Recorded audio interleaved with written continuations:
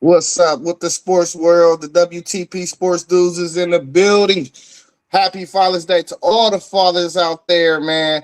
Especially the guys on the crew that could not be here. What's up, Rob? We got Rob in the building. Happy Father's Day, my guy. What's up?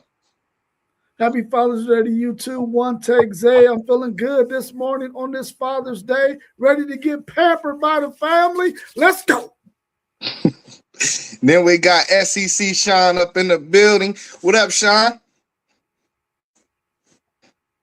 What's going on with everybody? Happy Father's Day to everybody that's tuning in. Happy Father's Day to you two fine gentlemen. Yeah, I'm with you, Rob. Ready to get pampered by the family, man. I'm gonna but as soon as we done with this, I'm gonna hit my recliner. It's gonna go backwards, remote in hand, maybe a beverage in hand. Not real sure yet. We'll see how that plays out. And we're gonna enjoy the day. Yeah, hey man, we gonna go into this show and we're gonna talk about the opening lines of Fanduel win totals of the season that they got projected. We're gonna go through 10 and maybe 15 teams, pull up their schedules, kind of work through it, and we're gonna get y'all's opinions on whether or not these teams will hit their over or are they gonna hit the under. Man, listen. We're gonna start off with Notre Dame. And two, everyone that's in the chat, please like, comment, subscribe. You can find all the channels down at the bottom of the screen. Please, it don't cost you a thing to like, comment, or subscribe, man. We support the channel and we appreciate it if you do. But we're gonna go ahead and start, man. Notre Dame opened the season with a whopping 11 and a half, man. 11 and a half over and under total. We're going to pull that schedule up right now. This what we got. We got Notre Dame opening up the season with Wisconsin. Then they got the Rice Owls, Michigan State in Notre Dame Stadium, Purdue, North Carolina, Stanford. Then we got a big one on October 17th with BYU. And that's going to be played in Provo. We know how hectic Provo can get. Also, a tricky game with Navy midshipmen. And then November 7th, I know a lot of us think that's probably going to be one of the games of the year against in Notre Dame Stadium. Then Boston College, SMU, and then they finish out with Syracuse in New York. 11 and a half, man. What you guys think about this schedule? Will they get the over? Will they get the under? What tricky games do you see? Go ahead. Don't matter who start. Rob. Man, I'm telling you right now, that is high, bro. They got 12 games in the regular season, and they're saying that they gotta win all 12 in order for you to win that bet. But when you look at their schedule, they all are winnable games. But, man, I'm telling you right now, if you slip up when you go to Provo, BYU is going to be a physical team that is going to try to eliminate that run game and force C.J. Carr to beat them. I think that's the game where Notre Dame can stumble if they don't come out red hot, because BYU was one of those teams that got left out of the college football playoffs last year. They retained their coach. And they really feel like they got snubbed last year. I think they're going to be ready for Notre Dame when this game comes. They probably got a great big old circle around it. I'm going to give Notre Dame this 11 and a half. I think they're going to get the over because I think they're going to go undefeated. But that game right there is the one I'm going to be most interested in. Yeah, I'm kind of taken aback by it by 11 and a half. That's insane. But I'm going under. I see them losing a game, potentially two, just slip ups. Miami is going to be a wild card. We don't know there. That's kind of a toss up. BYU, we're going to see going out to Provo. That's a little different. And then don't sleep on SMU down there at the bottom of their schedule. And let's be another sneaky type team is Syracuse. If that quarterback is back and healthy, Syracuse looked pretty good until he went down last year. And that's up at the Carrier Dome. I don't think it's called the Carrier Dome anymore, but I mean, that everybody knows that that's a trap to play in that place. That place is crazy. So I'm going to go under. I got Notre Dame more 10-2, 11-1. So I take the under on this one. Yeah, hey, listen, I'm with you, Sean. I'm taking the under, man. To have to go perfect in the regular season, even with the doable schedule, is a lot to ask, especially for, kids is between 18 and 23, to tell them that they got to show up perfect every Saturday. I don't think that they lose more than one game, though. But 11.5, the FanDuel, DraftKings, they all know what they doing when they doing an 11.5.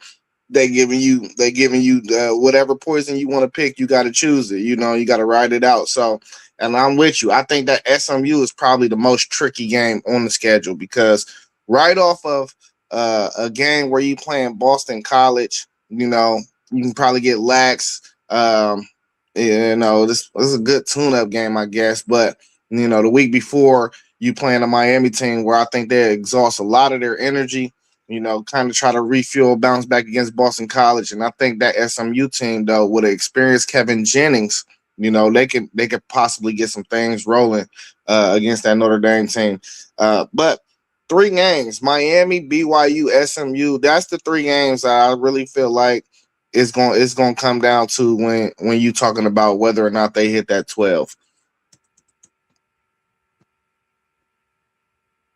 Hey, listen, we're going to just go ahead and jump right over to the BYU Cougars, who opened up at an 8.5 over or under. Let me get them pulled up.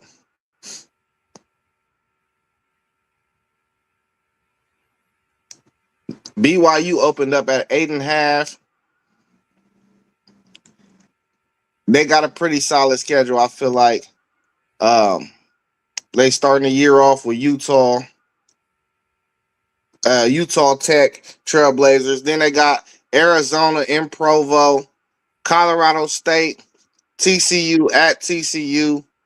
They will have post game came in. Let's get post game in here before we move on to this. Can somebody add him to the screen? Yeah.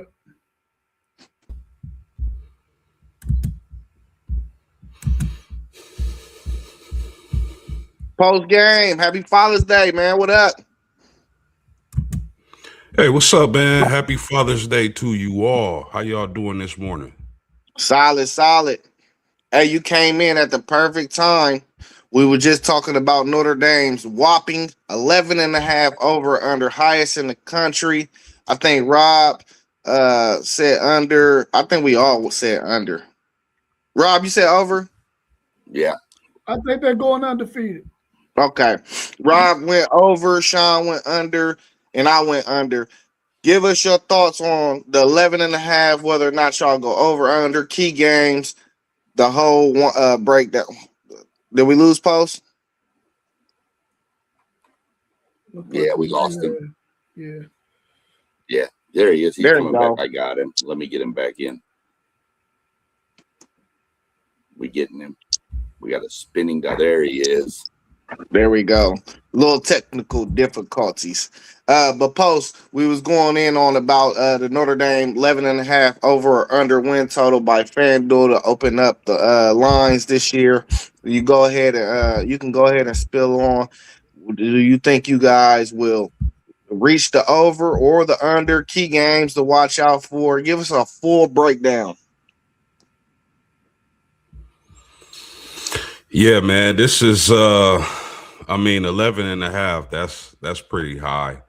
But I do think I don't think it's far-fetched at all. I think Notre Dame really has a great chance to go undefeated or end up with one loss.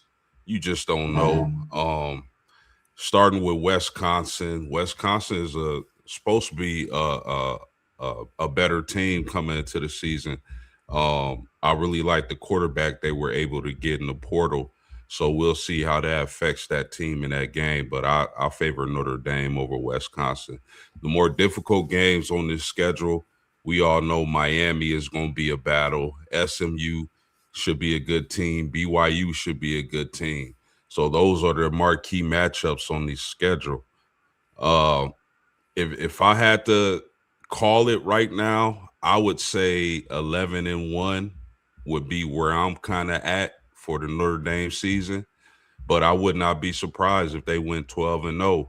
You talk about a team with a loaded roster, a quarterback coming back for his second year under Mike Denbrock. We know that usually equals fireworks. So I wouldn't be surprised if they went 11-1. Let me ask you, how do you feel about the Navy game? Could that turn out to be a tricky game? The Navy game, I think it is a tricky game, but I don't think it would be a tricky game for Notre Dame. If you look at Marcus Freeman's track record, September home games are normally the games where we run into trouble. You know, the SMU or Boston College game could be tricky coming off of Miami, or in particular Boston College, because it's sandwiched between Miami and SMU, and we know that's a rivalry game. They played Notre Dame kind of tough last season, so I don't really think Navy. I mean, Navy, if you're not used to playing they style, their triple option, that smash mouth run game, I think it could be tricky for a team. But Notre Dame is used to playing Navy in that style of offense. Let me ask you a question real quick. But I mean, the Navy one's really good, but I think that helps you coming off a bye week before, so you get an extra week to prep for Navy. But one team I mentioned was Syracuse up at the Carrier Dome. If that quarterback is healthy and the way they looked last year with him, I had that circled as kind of a sneaky end of the season game. Yeah, I get why you would say that. I do like that Syracuse team under Steve Angeli. If he's able to be healthy, Steve Angeli played really well last season before the injury. But again, if we just going off the track record of Marcus Freeman, the games to watch is the early September game at home. That's where Marcus Freeman or his teams tend to slip up. So will he outgrow that? Will he get his team ready and focused?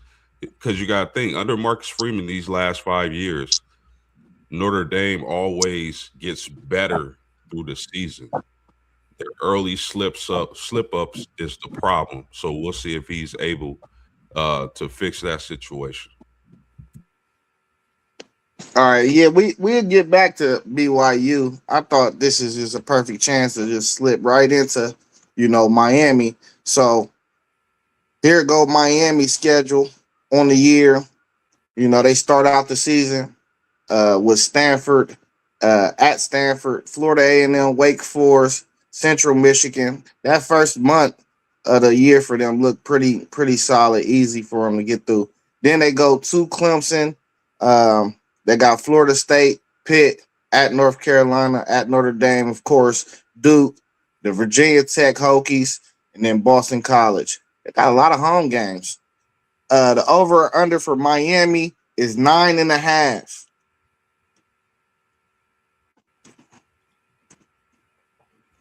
It don't matter who want to jump in. I'll jump. I'm gonna take the over on this. Looking through their schedule, I honestly see maybe one game. That I see them potentially the Notre Dame game could swing. Miami has a good draw. They dodge SMU this year. They do have Clemson, but what's Clemson going to be? Florida State, what are they going to be? So I think Miami has a really good draw this year. So I'm definitely going over. If it's 9, I'm taking the over. It looks like they gave Miami a little bit of love right here because I'm looking at the two schedules we went through so far, looking at Notre Dame's and looking at Miami's, and it's like look like Notre Dame has more competitive games on it than what Miami's does, and you saying Miami has quite a few more home games, and it's like, come on, man, they're at 9.5. They got a 2.5 game cushion. That's I think they're going to be over, but I feel like their schedule should probably be saying 10.5 at least, the over and under. But I think they're going to get the over on this one.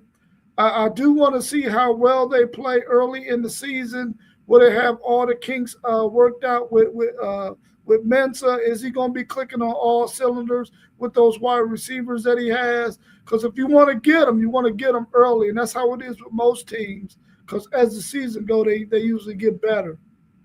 So I'm gonna take the over on that for Miami over that 9.5. Yeah, for sure. I'm smashing the over for Miami this season. I you know, it's the ACC, man, and who would have expected them to lose the games they lost last year? I think Miami is the team coming in with a better offense than they had last season, but I don't know if they'll have a better season or better defense than they had last season. That's the difference for me. But I'm definitely smashing the over.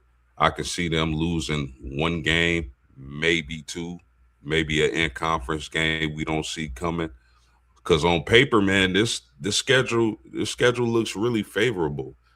But again, we never know what team can trip you up during the season in conference play. So right now, as of right now, I'll take the over. You know, when I look at this schedule at 9.5, I try to get into the bookkeepers' minds what they was thinking about with the 9.5, because this looked like easy money right here for me as a gambling man. I'm going over. I think it's really only 3 tricky games on here, and that's at Clemson. Because once again, that stadium is still that stadium. You know, Death Valley. That's still a tough place to play. And then, of course, that Notre Dame game. You got one of the best teams in the country, right in sights, right in the heart of the season. They probably should be a well-oiled machine by there. And then that Virginia Tech game. I'm high on Virginia Tech. I think James Franklin is going to turn that program around year one. And I think that will be a top 25 team by the time they come into Miami Gardens. Anything else y'all want to add about them? Michael Parks 1260 is saying that Miami has the 59th ranked schedule in the country. So that's a clear sign that they have a pretty easy cakewalk. Possibly, you never know how these teams gonna play out with injuries and such. But when you got a 59th ranked schedule, you would imagine that their over and under would be a little bit higher than 9.5. Yeah, man. Schedule rankings and schedule rankings, though. You know, I gotta see what people look like when the season starts. You know what I'm saying? Like, I don't know. I just think we rank teams early in the year, and sometimes, like last year, Penn State folded. Penn State probably raised people's schedule, their strength of schedule so high, but by the end of the year, what were they? You know, so I don't know. I think you got to see people for real. We're gonna get into Auburn. Auburn over and under is 6.5. Let me get their schedule pulled up.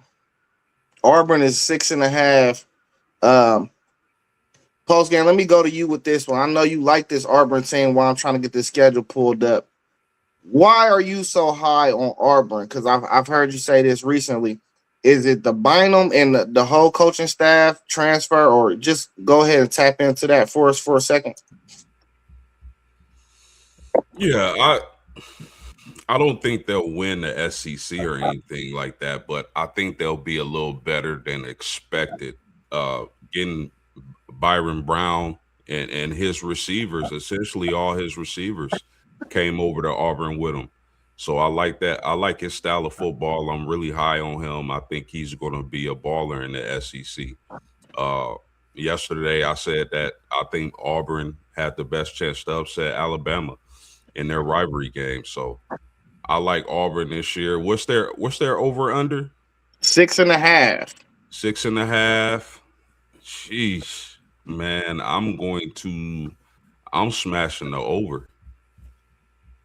Here go the schedule right here. Let's start off with Baylor, Southern Mississippi, Florida. They got Florida in Auburn. Then they turn around and got Vandy the next week. Tennessee, they're going to Knoxville, Georgia, LSU, Ole Miss, Arkansas, Mississippi State, Sanford, and they finish off the season with Bama. Ooh, that's close, boy. That's gonna be close. Yeah, that's man. They play some monster SEC teams. 6.5 sounds about right, but I think they'll find a way to get to 7. Yeah, I really feel like this Auburn team has really been. They've had a lot of talent on their football team. The issue has been their quarterback. They haven't been able to have a quarterback who can muster up enough offense because they always had a good run game and a good run defense. They just have not been able to have a quarterback who could get it to those wide receivers that they've had on their roster.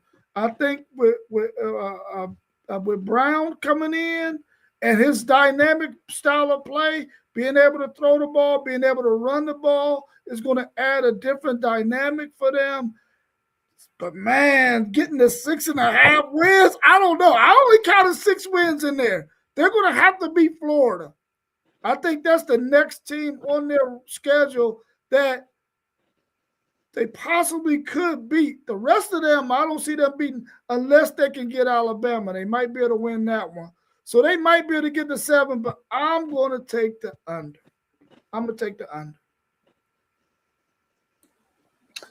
I'm going under on Auburn. I'm going 6-6 with Auburn. Could be 5-7.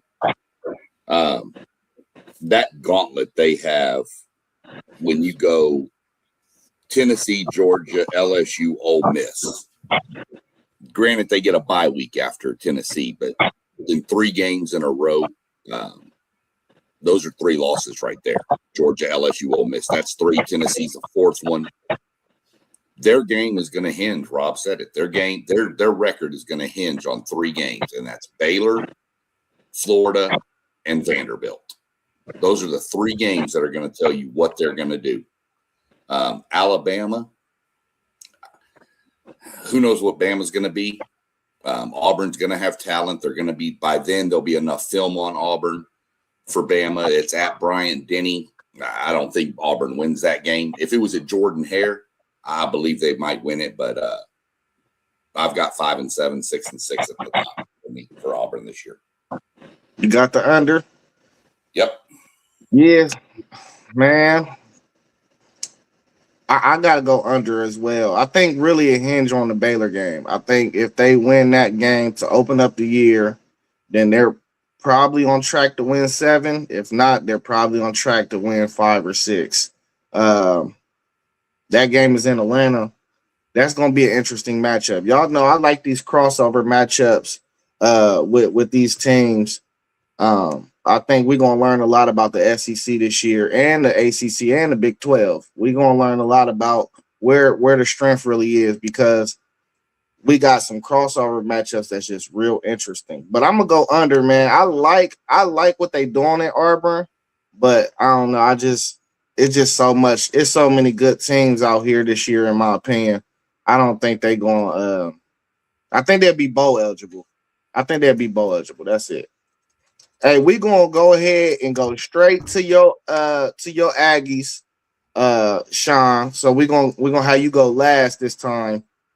Over and under for the Aggies is 8.5. Y'all opened up at 8.5 this year.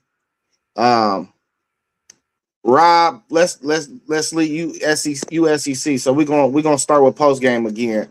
Post game 8.5. They retire Marcel Reed. I'm pulling up the schedule for you right now.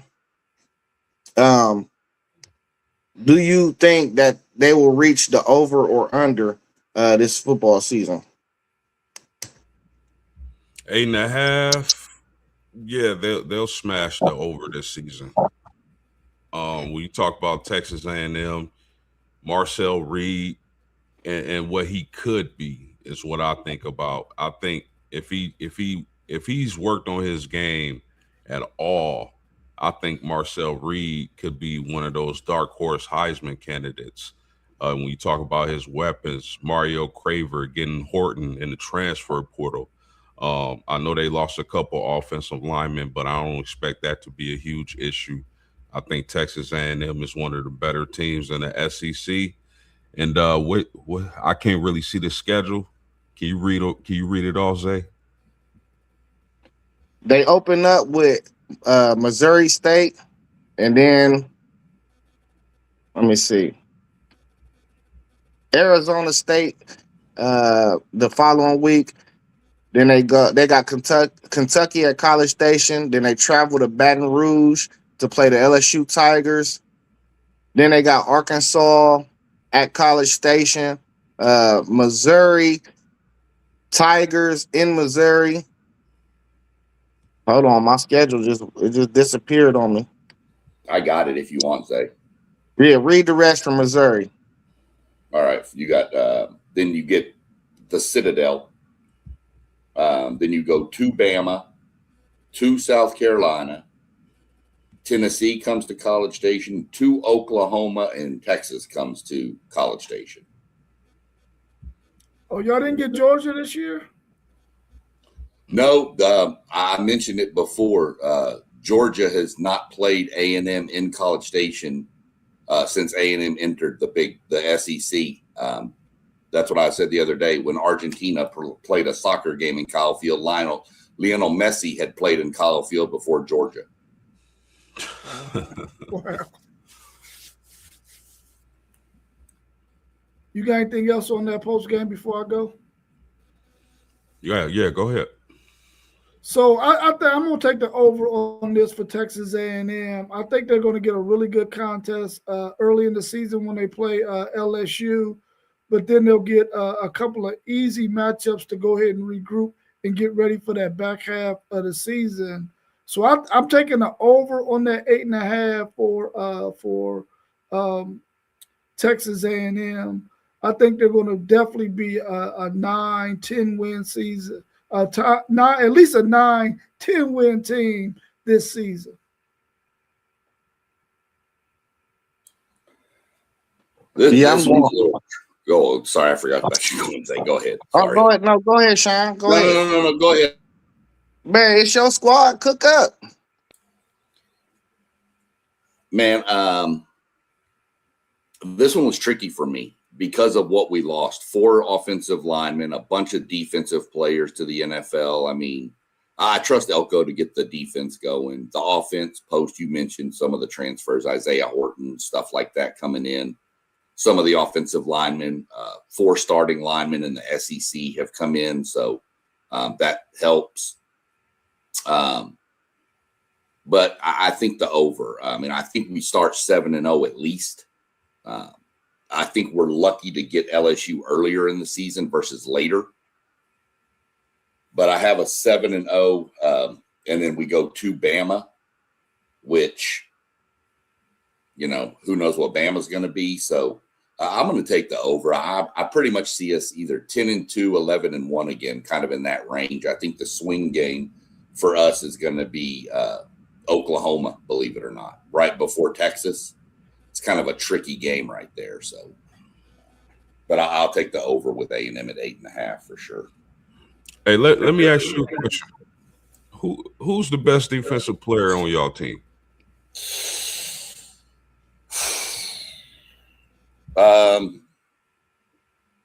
That's a tough question. I would have easily said Damian Sanford, except he broke his ankle in the spring game. So we don't know what's going on with that. I really like our safety, Dalton Brooks. I really like Des Ricks out at corner. But some of the defensive players that he brought in the portal, that linebacker out of Tulsa looks really good. Looked really, really good in the spring game. But I'll tell you one I'm really curious to see something out of this year, and it's DJ Hicks on the defensive line. That kid was a 5-star coming out of where did he come out? Katy Pato High School. And kind of is just kind of like a Reuben Owens, just kind of been there. You'll see flashes, but you don't see the consistency from him. So if that kid puts it together, he's going to be a monster on that D line. Didn't Texas and Texas A&M battle for him coming out of high school? Yeah. The difference was his dad had ties to A&M. Yeah. That's what eventually pushed it over the top. You know, those legacy type kids. I mean, think of A&M. If there's ever a Matthews as an offensive lineman coming out of Sugarland or Fort Bend Elkins High School, he's going to A&M because that's where all of his dad and his brother and his they're going to go to A&M. It's a legacy thing. You know that. Yeah. Yeah, I see 3 losses. I'm gonna go over. Listen, I'm dealing with technical difficulties. I told you, Rob, I do not like these Apple products. These Apple products are really trash. But I think that LSU game is definitely a tricky one. That's the one that maybe can flip the schedule over. Outside of that Texas game, though, I see A&M going 9-3 this year. I think y'all probably lose later in the year against Oklahoma and Texas. And I think that LSU game will probably be the swing game to whether or not y'all end up with 4 losses rather than 3. But we're gonna get right into Rob's squad next. We talk about them Texas Longhorns. We already know they got 1 loss on their schedule at bare minimum. So the Texas Longhorns opened up at 9.5, right on the cusp of being that 10-win team to make the college football playoffs. We're gonna have you go last, Rob. Sean, go ahead and open us up about the Texas Longhorns. What did you say? 9.5? 9.5 is what the opening line was. Man, what are they smoking with the bookmakers? This has got to be massively under. They're going to be down there with Arkansas in the SEC standing. This team, Arch Manning is going to play like me at quarterback. I mean, it's not going to be pretty. Take the over, please. Take the over. I hate to say that, but I mean, Ohio State in week 2. I think we've talked about that game once or twice between all of us here. They've got some tricky games on the schedule. Texas has a pretty crazy schedule. And I know I've mentioned it. Going 8 straight SEC games is not going to be fun. You know, I think you get a bye week, after Tennessee? Yeah. And then, I mean, your remaining 8 games in the SEC is Oklahoma, Florida, Ole Miss, Mississippi State, Missouri, LSU, Arkansas, and A&M. That's a pretty tough little stretch to navigate through. So I'm going to take the over with Texas at 9.5. I easily see them 10-2, 11-1. Like I said, I mean, they could drop a game to that LSU game late in the year is going to be tricky. And that's at LSU. So that's going to be, that's going to be a night game in Death Valley. Them Cajuns is going to be going nuts. So give me the over, though. Give me 10-2, 11-1-ish. Yeah, I feel the same exact way. SEC. I like Texas. I'm going to hit the over for Texas this season. I know they got a nice little gauntlet there in the SEC, but I just believe they're an extremely talented team, and they'll be able to overcome the majority of those teams. Starting with Arch Manning, I love the way he played at the end of last season. I think they figured that thing out with him at the quarterback position. I think Steve Sarkisian is under a little pressure to get Texas back to the playoffs this season. I love what they did at running back. Colin Simmons is going to be a monster off the edge this season. So I'm pretty high on Texas this year. So don't let me down, Rob. I will not let you down post game. I'm taking the over for my Texas Longhorns, but I'm going to tell you right now, if there's ever was a time when you wanted to get rid of that Power 4 game in a non-conference schedule, it is this year. Because this freaking schedule is unfreaking believable, man. You got Ohio State, bro. And then you look at that gauntlet, 8 straight games in the SEC. Then you get an LSU team late in the season who's probably going to be clicking on all cylinders by that point. Then you got to go to freaking Kyle Field and play Texas A&M. A rivalry game, it's going to be nuts, man. I just named 3 games right there that could put Texas at 9-3.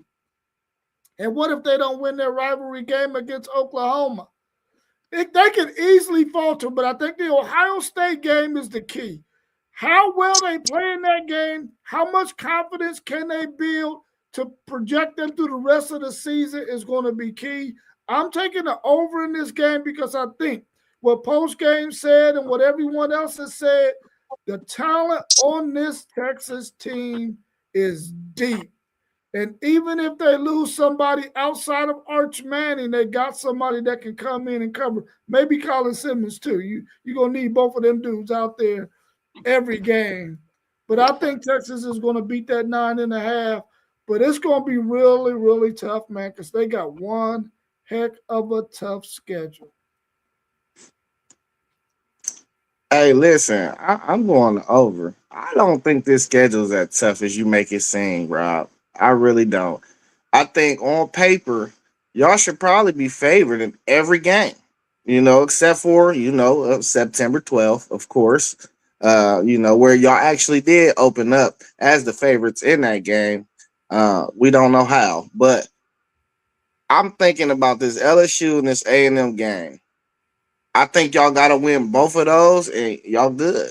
And I think that's very doable. Even though both of those games is on the road, I just feel like on paper, man, as we're looking at it right now, we definitely got to see what happens on the field and how these teams come together. But just as a bird eye view, every other game, I feel like y'all should be at least a touchdown favorite in, opening up. So I think I know you saying 8 straight SEC games, and that can get brutal when you definitely playing 8 straight games in conference. And knowing me feeling like the top team is much more closer than the middle team in the conference than it would be in like the Big Ten for how I think of it. I think the top of the Big Ten is way more heavier than the top of the SEC. So I think the talent is comparable, but I think this is definitely a playoff schedule. Like this will get y'all ready for the playoffs, and on top of that, it'll be like y'all gonna be battle tested. But I feel like y'all have enough close games to where by the time the playoff roll around, y'all know what to do. So I'm going over. I think y'all win. I think y'all go 10-2 with this schedule. But y'all can't drop against Florida. That's the only thing. Don't drop against Florida this year, man. Hey, well, listen, that's the one game I know for a fact Texas ain't gonna lose. Yeah. Hey, we're gonna hop right into my Buckeyes next. We opened up as a 9.5 over and under. I think that's a product of the schedule as well. Let me share it to the screen. We opened up the season with a cupcake. Then, of course, y'all know we played Texas in Austin. Then we Got Kent State, another tune up. Then Illinois comes to Ohio Stadium. We'll battle for the trophy. Then we got at Iowa in Iowa City.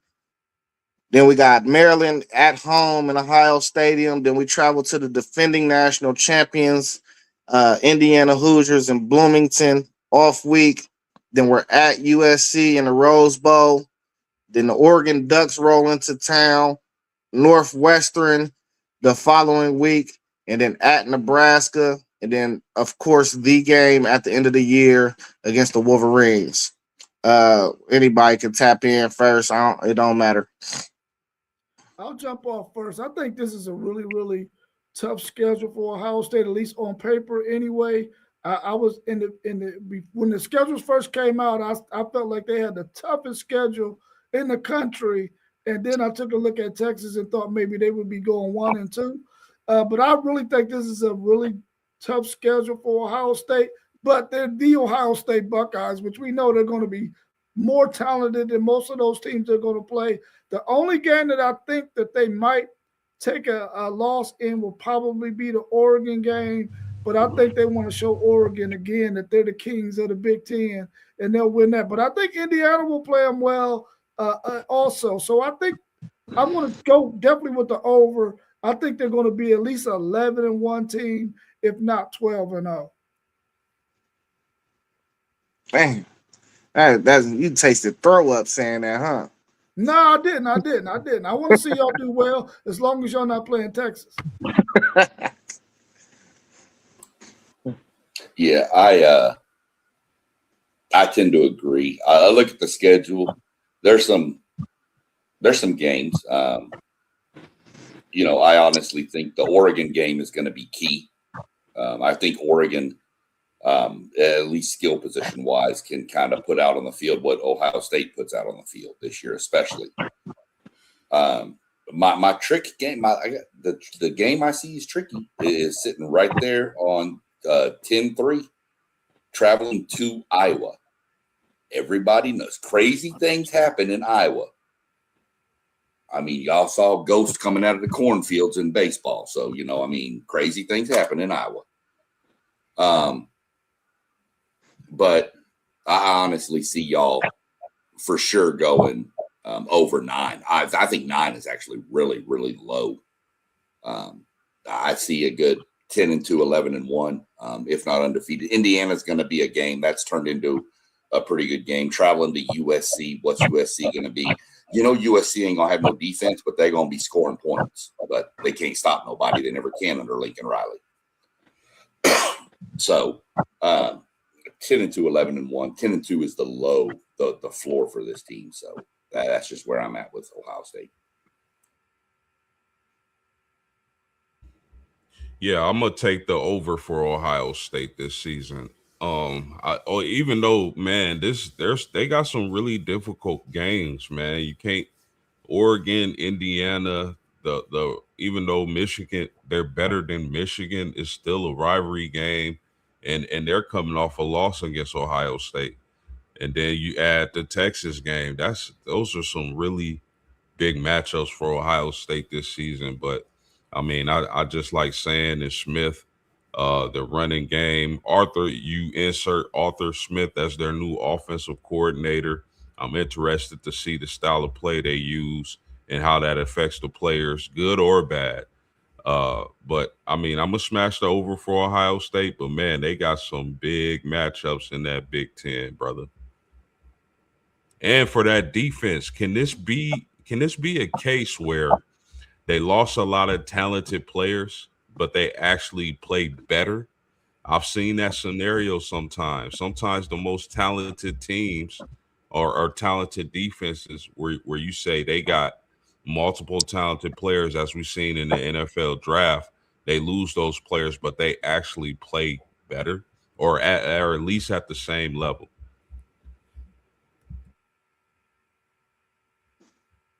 Yeah, man. I'm gonna go with the over. I think we go 10-2 this year.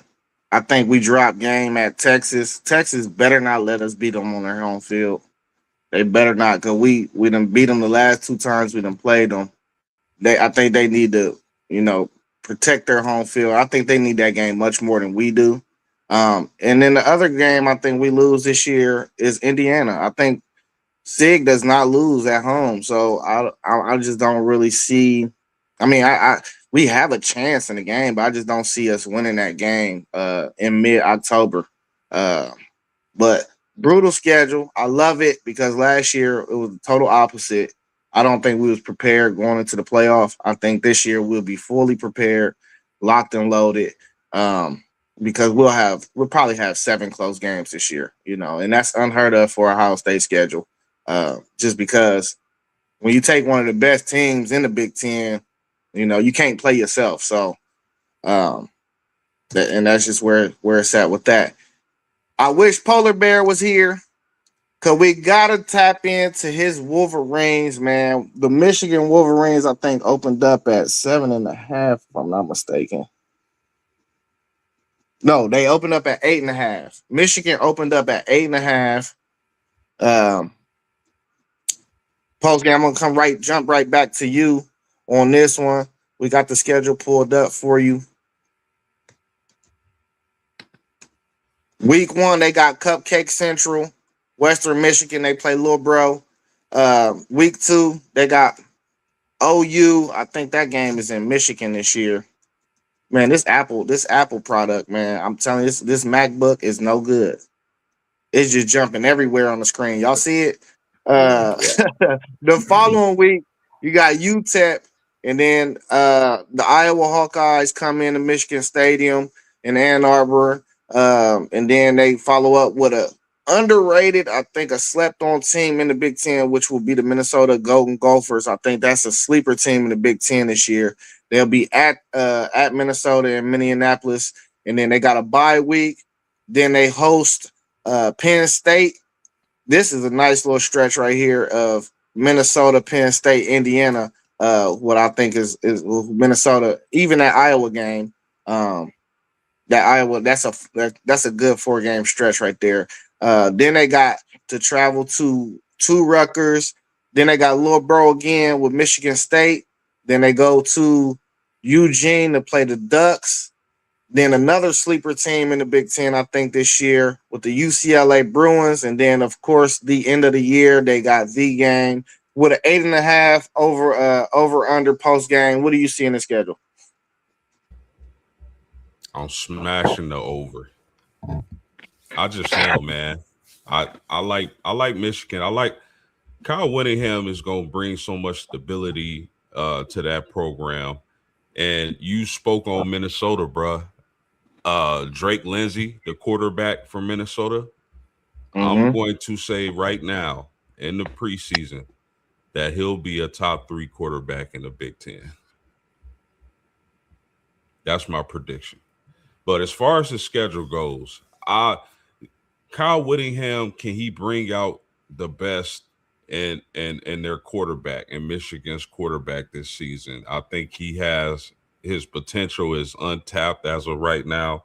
If he can tap in that potential and put that quarterback in position to be successful, I really like this Michigan team.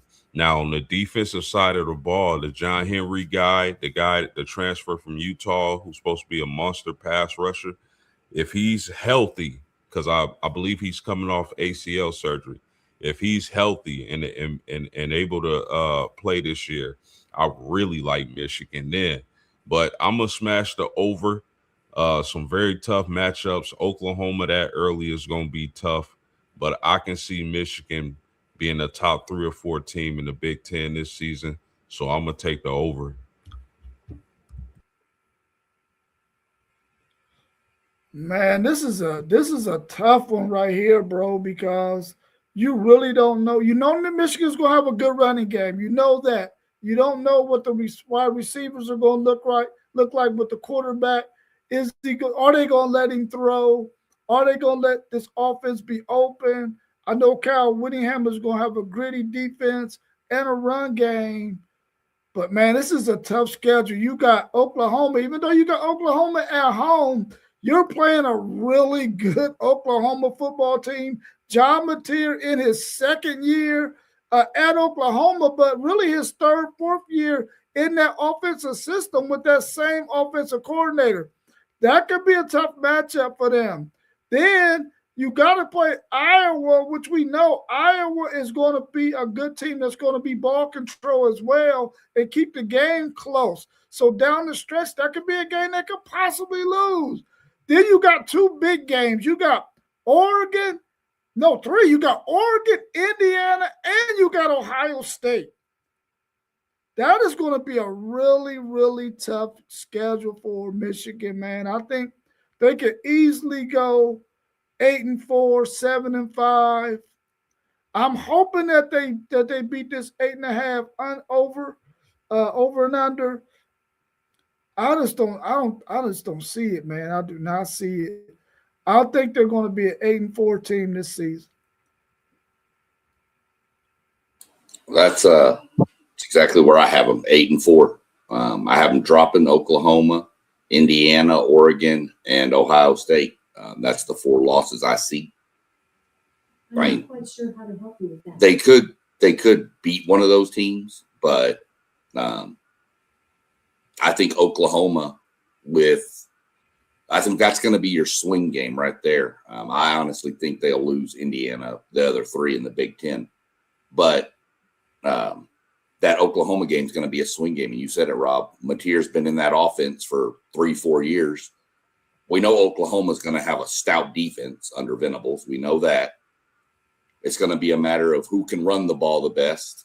And, can Oklahoma find any kind of offense? If Oklahoma finds their offense, they can beat Michigan up in Michigan. But that's the swing game to me.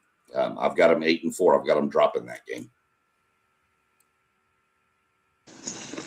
Yeah, I'm right with you, Sean. 8-4, 7-5. I think they gotta be happy to make it out with this schedule.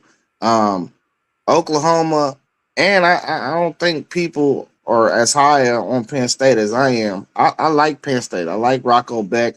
I like everything they brought over from there. So I think that's a tricky game as well. But Indiana, Oregon, and Ohio State, I think you could pencil them games in as losses. But I'm telling you, even playing UCLA is going to be a tough game this year. I think Nico, in another year in that offense, they brought a lot of transfers in.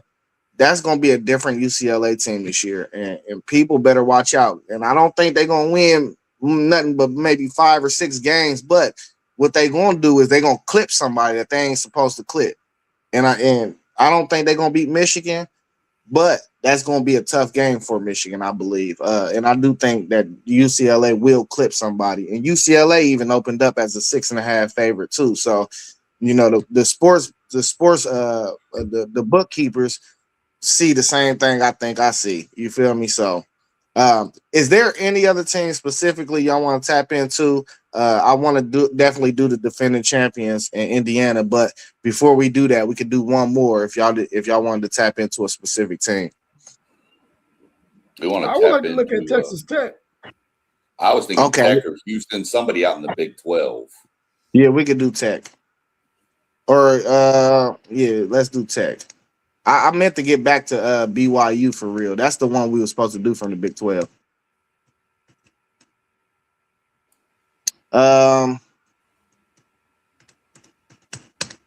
BYU, Tech, Houston. Who else out there? Utah should be Utah should be good this year. Yeah. Houston. All right, Texas Tech. Bear with me, y'all. Bear with me. Y'all know this this Apple product. This is the last time I'm ever using this. I ain't gonna lie to you. While we waiting on Zay, what do y'all think of? Oh, go ahead. No, I was just gonna say I've got Tech schedule when you're ready, Zay, if you want. Oh, go ahead and read it off while I'm pulling it up. Well, hold on. What were you going to go with, Rob? No. Go ahead, SEC Sean. Okay. Read it off. All right. Starts with Abilene Christian at home, on the road at Oregon State. Big game here. Houston at Texas Tech. Then they get Sam Houston. Then they go to Colorado, host Arizona State, at Cincinnati, Arizona at home, West Virginia at home, at Oklahoma State, at Baylor, and then host TCU to close the season. Does it give their over and under? I don't have Texas the over and Tech. under for them. Yeah, Texas Tech was at 9.5. Mm-hmm. I'm under 8-4, 7-5. I think all the offseason stuff has got to put some kind of disarray in that program. I mean, I know Will Hammond is good, but he's coming off an ACL. Let's be. What are you going to get if he's not going? Who's after him? So I'm going under. I think Texas Tech takes their normal step back here this year. Yeah, I agree with that, man. I do think there's going to be some, I don't know what you want to call it, some I don't know, backlash from the off-season drama. Maybe that takes a toll on the locker room. I don't know. We'll have to see. But I still think Texas Tech is a extremely talented football team, especially on that defensive side of the ball, and especially comparing them to Big 12 teams. I think Texas Tech is a team that's going to be right there in the thick of things for winning the Big 12. I don't know if the quarterback play will be enough to put them over the top when you talk about teams like BYU, possibly even a Houston team. So I'm going to say, man, that's tough. 8.5, or was it 9.5?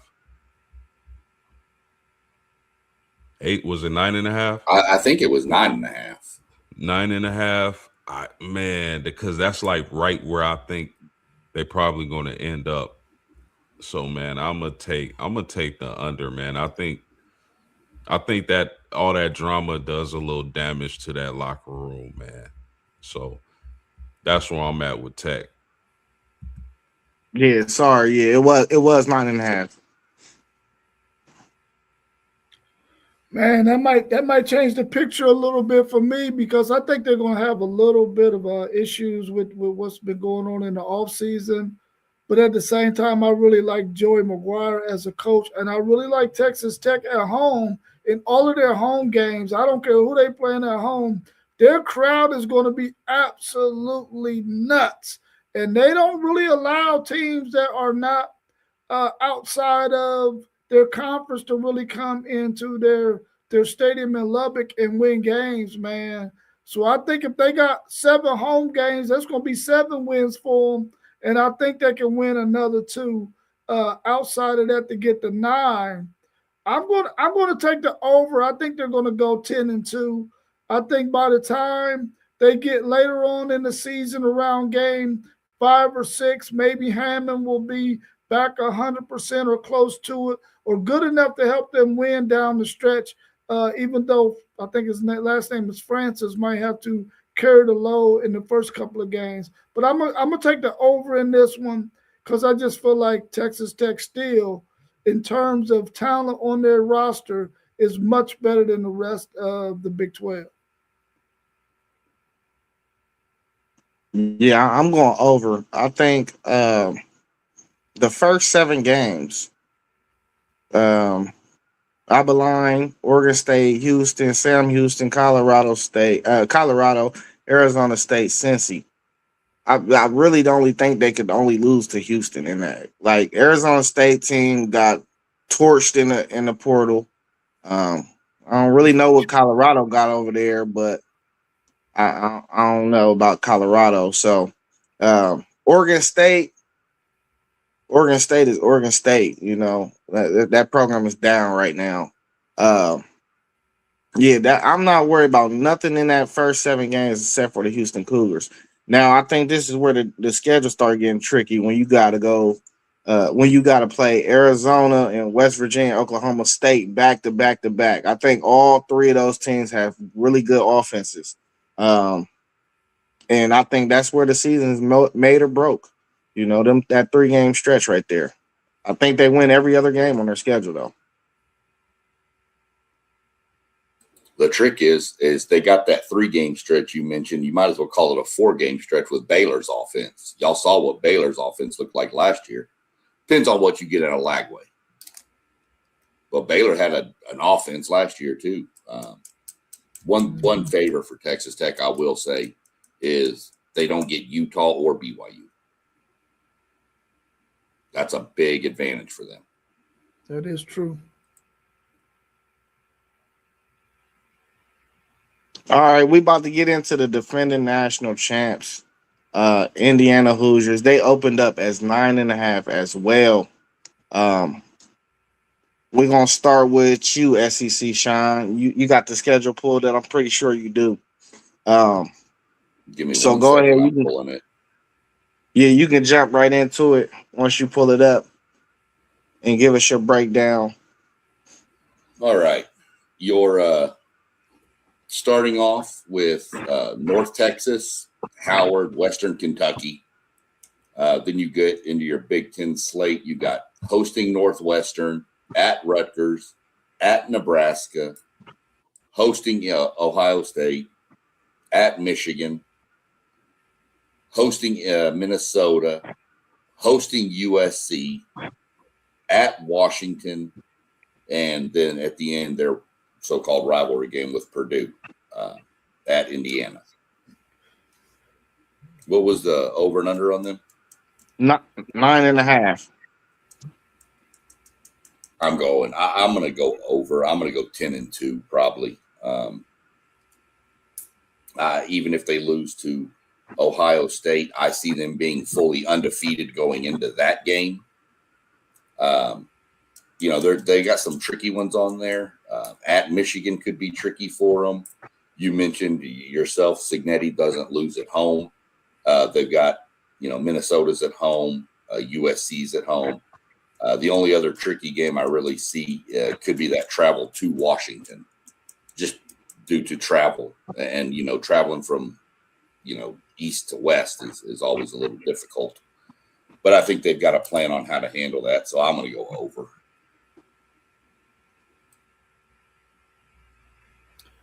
Yeah, I was going to beat the defending national champions up about this schedule, man. But then when I went back and looked at it, I see they got Ohio State, they got Michigan, they got Washington, they got USC on there. So that's not too bad of a schedule because those Big Ten teams are at least going to be in your top 6, I believe, in the country, along with, Indiana being one of those teams in the top 6 as well. I'm going to take the over on this one. I got faith in Cignetti to get through there, but it's going to be tough because I really feel like they may lose one of the two between Washington and USC, and they might lose one between Ohio State and Michigan, which means that's going to put them at 10-2. They could easily drop another one. I don't think they will. So I'm going to take the over, and I got them 10-2. Yeah, agreed, fellas. I'm taking the over as well with this IU squad. They got some really difficult matchups. They lost some players to the NFL, but I love what they did in the portal, especially on the offensive side of the ball. I even like them getting Josh Burnham, the defensive end from Notre Dame. I think he's going to be a key addition to that defensive line. But I can see them definitely going 10-2. I don't think this will be as strong of a team as it was last season, but I think they'll be right in the thick of things. They'll be right there with the better teams in the Big Ten this season. Yeah, man, I'm going over as well. Man, I don't like that schedule. Cignetti got to get out of that. He got to take that Howard thing off of there, or that Western Kentucky. He got to take one of them off. As a Big Ten power, now you done enter yourself as a Big Ten power. We got to play marquee games, bro. Ohio State, Michigan, we always playing marquee games. Oregon, they ain't got marquee game. like when they scheduled it, they didn't think Oklahoma State was a marquee game, but now you see what Oklahoma State got over there. So as Indiana, as a brother in the conference, y'all got to do better, bro. We don't want to see that. Go play somebody from the SEC or the Big 12 or something, man. They got 4 games on the schedule though. Ohio State, Michigan, USC, Washington, Minnesota is still a sleeper team in my opinion. I think they will handle them though. And I think they win 3 of the 4 games. Like I said, I think Ohio State probably. I think we might lose that game going into Indiana.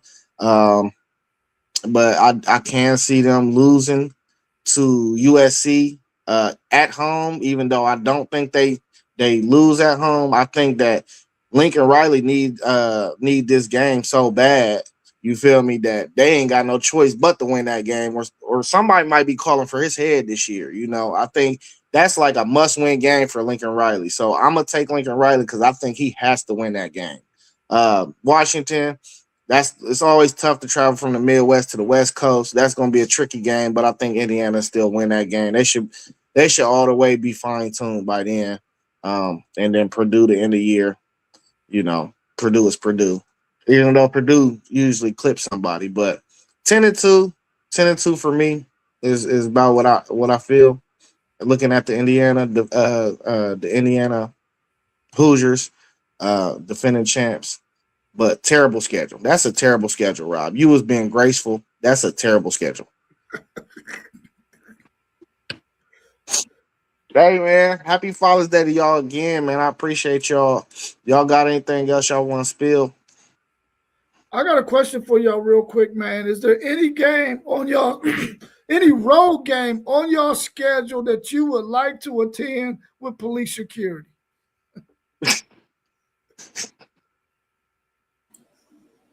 With police security. Oh, you're going to have police security to go in some of them stadiums, bro. I mean, the easy answer is LSU, but go back and rewatch last year's game and look at the fourth quarter, and we just emptied the stadium. So that one I'm not worried about. We just got to survive till the fourth quarter, and then they'll all leave because they're getting blown out by us. South Carolina, believe it or not, South Carolina would be the one for me for A&M. South Carolina fans are insane, dude. They start getting that sandstorm going over there over and over and over. Your brain, all the flashing lights, you acting crazy, going into, seizures and stuff from all that. Those South Carolina fans are not one to mess with. Yeah, for me, I'm gonna have to say at Texas or at Indiana. I mean, we got some good road games though. I wouldn't mind being in the Rose Bowl for the USC game. I'd probably choose Texas though. Because that's one of my destination spots that I'm planning on. I might move to. So Texas definitely. Yeah, I really don't have one, but if I gotta say one, it'd be Provo. I don't know how that fan base is, but I'll say traveling to BYU. Yeah, Texas has quite a few on their schedule, man. But it would have to be Texas A&M.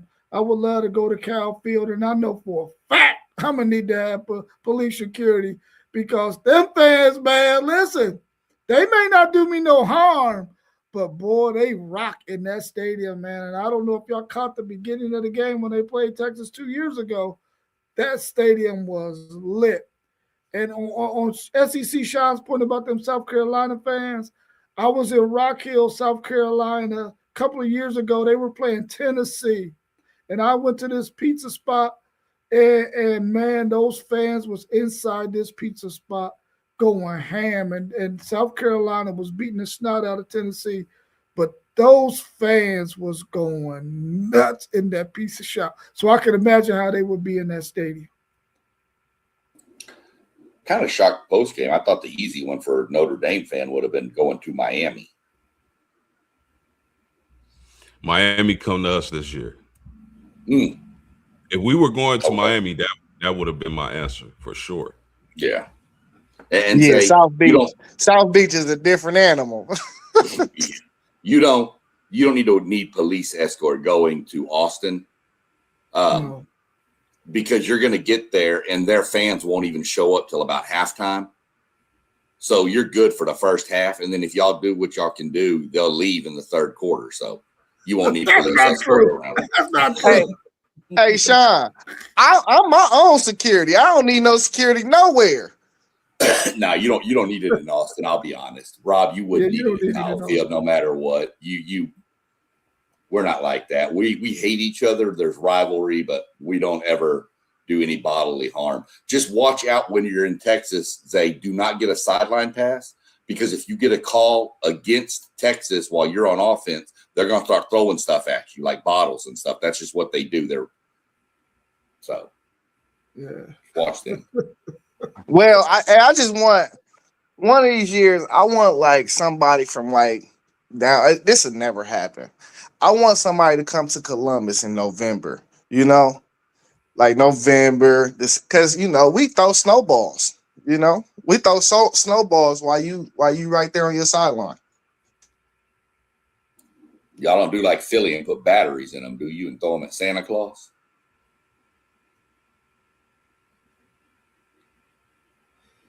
Yeah, I hope not. All right.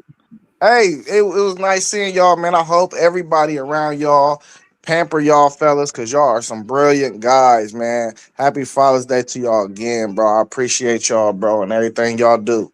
You know what I mean? Hey, enjoy y'all Sunday. Enjoy y'all's Father's Day. Go spend some time with y'all's family. And we're going to kick it back on Tuesday. We got the show with SEC Sean coming, where we're going to do our ultimate college football schedule of the year. Please tune in at 7:45. All the channels are scrolling down at the bottom, man. Hey, y'all know what we say. We was in the building. Now we out. Peace. Yeah. Hey.